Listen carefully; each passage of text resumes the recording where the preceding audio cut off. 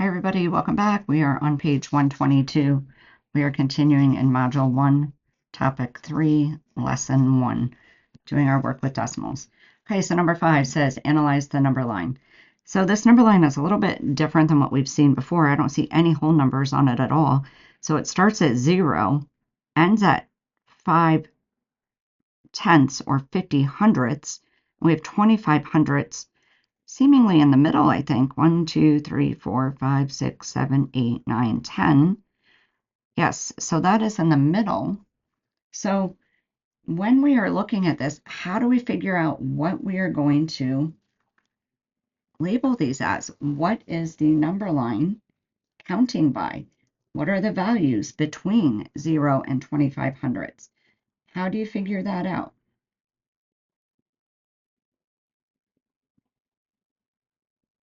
Okay, so hopefully I did a chance to think about that.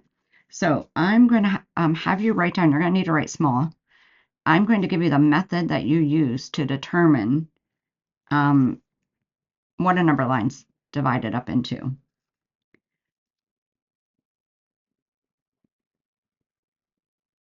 So you determine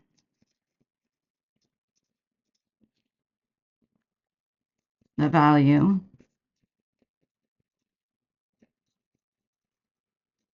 from one point to another by dividing the known point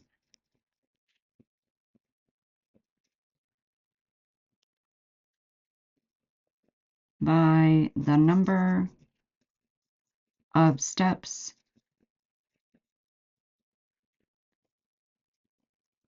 between the two.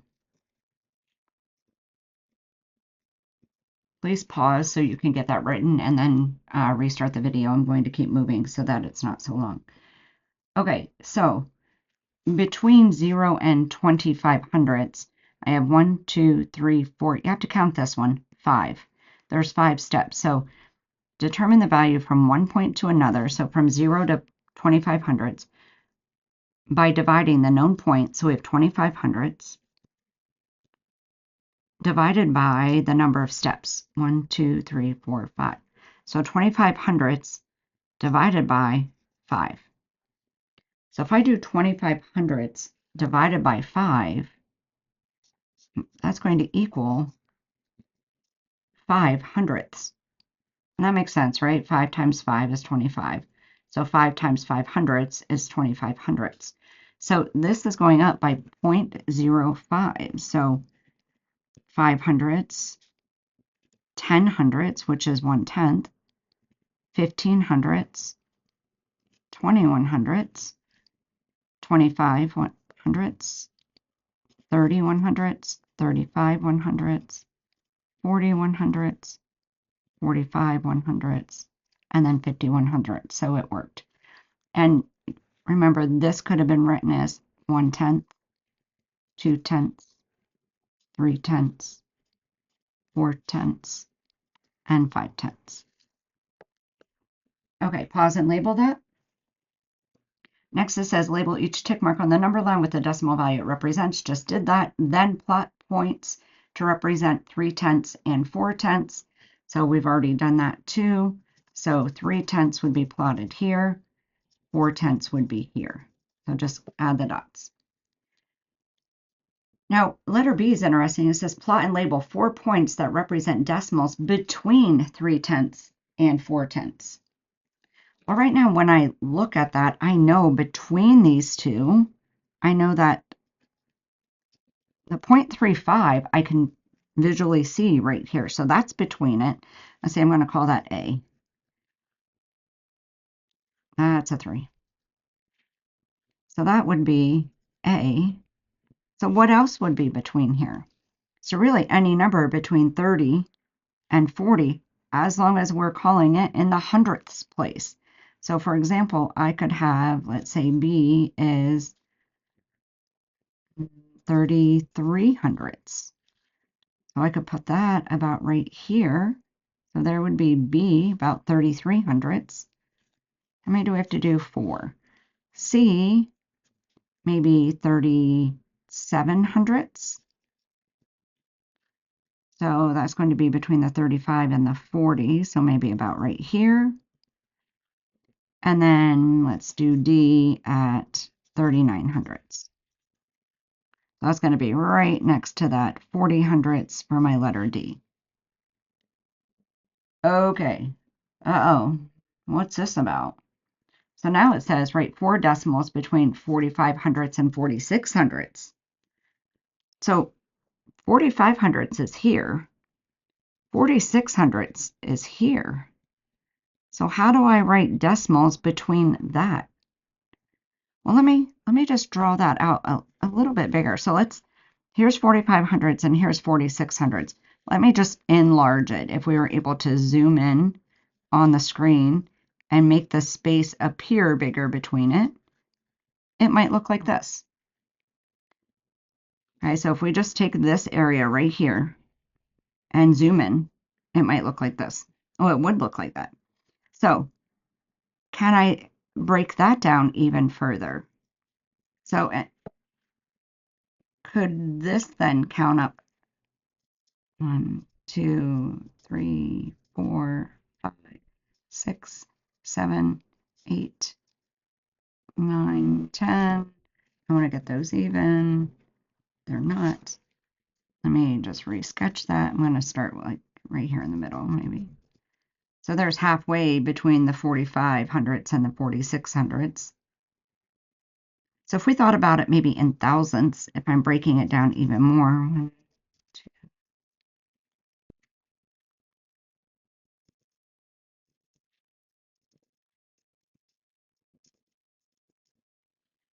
45 hundredths would be the same as 450 thousandths. Because remember, we can just continue to add zeros at the end and not change the value. So if this is 450 thousandths, then, I don't know, this one here would be 450, 51, 52, 53. This would be 453 thousandths. So we could write that. We could keep going like this. The one I drew first was right here in the middle. It was halfway.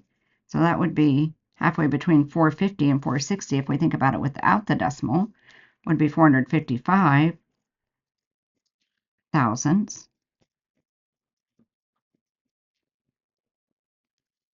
And then you do 2 more. You do 2 more. Please pause it. Please do it. Actually try it. Don't just wait for me.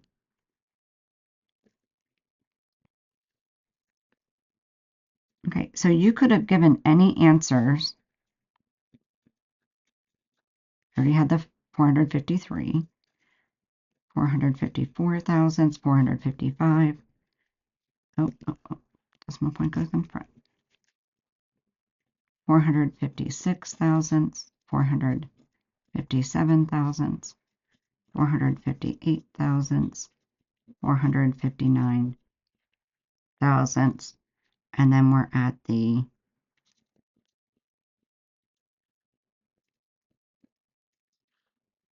or the 460 thousandths. So you could have answered any of these numbers.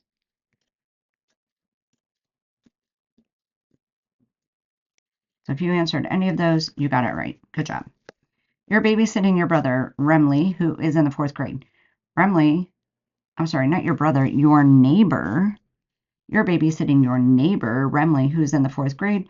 Remley is doing her homework and asks you whether or not her work is correct. Her homework is here.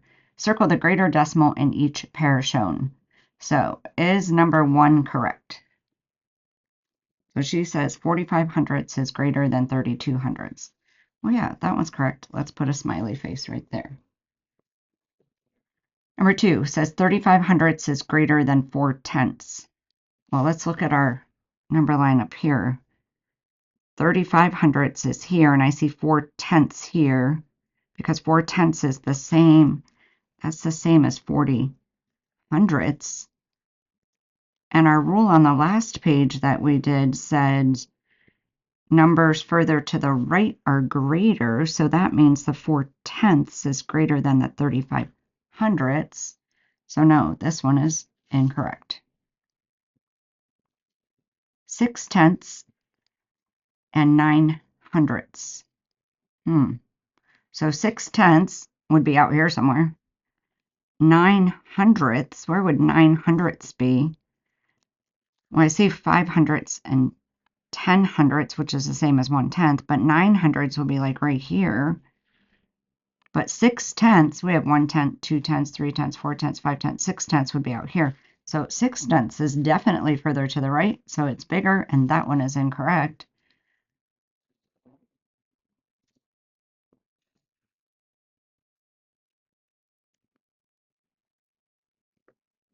All right, and what about, well, because I could make this one 60/100ths. Okay, so what about the last one? So 0.999 or 999 thousandths, and then 1 whole. So I don't have that really on a number line here, but can you picture that? Where would that be? And this number here does not even yet have a whole. This is less than 1. There's no value in the ones place. This has a 1 in the ones place. We know 1 is greater than 0, so this one as well is incorrect. So Remley has some work to do. Okay, write a rule that states how to determine when a decimal is greater than another decimal. So kind of like we did here, we can compare the place value. I'm going to go back and show you this then without the number line. Compare the place values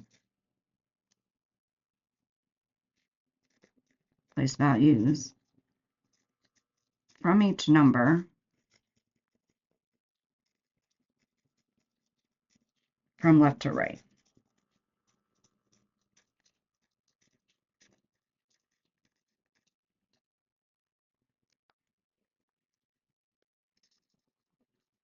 Until one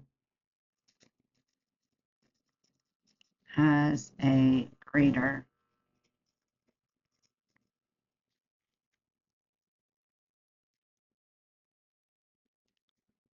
number than another, and the other.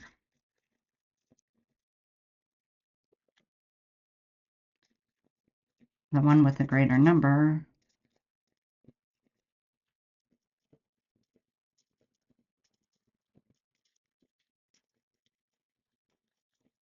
is larger. Okay, so let's look at that in relation to this. Okay, so it says compare the place values from each number from left to right. So we have to look at the same place value each time. So my place value here before the decimal point is my ones place. They both have zeros. Moving over to the tenths place, this one has a 3, this one has a 4. So this one is larger, and that's what we said. Number 2, they both have a 0 in the ones place. Moving over into the tenths place, I guess I should maybe try to cover it up like this. That one has a 3 in the tenths place, and that one has a 4. 4 is greater than the 3, so this one is larger. That's why Remley was incorrect. Again, nothing in the ones place. Sliding over one, we have the tenths place. I'm comparing a 6 with a 0. 6 is larger, so this is a larger decimal. Again, Remley was incorrect. Okay, starting in the ones place, I have a 0 and I have a 1. So we immediately know this one is larger. We don't even have to go any further. Again, Remley was incorrect. Explain to Remley whether or not her homework is correct and instruct her on how to correct any incorrect answers. Okay, so we could say, hey, Remley, number 1 is correct.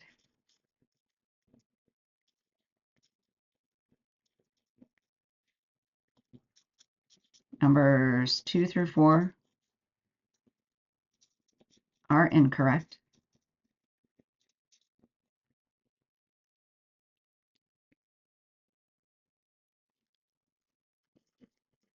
You cannot ignore place value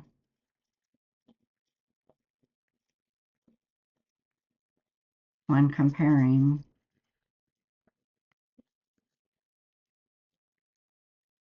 the numbers.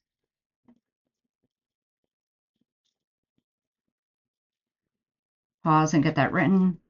I'm going to go up here and kind of explain that a little bit further because Remley just ignored the decimal point. She looked at 32 and 45 and said, yep, that one's bigger.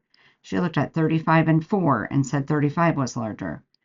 She looked at, we added the 0, it was really just a 6. She looked at 6 and 9 and said, well, she said this one was bigger because she just saw the 9. She didn't read it as 900, she just saw 9. And then here she saw 999 and she saw 100. So she cannot ignore the place value. Okay, again, I'm going to stop this video here and you can pick up on page 123 on the next video.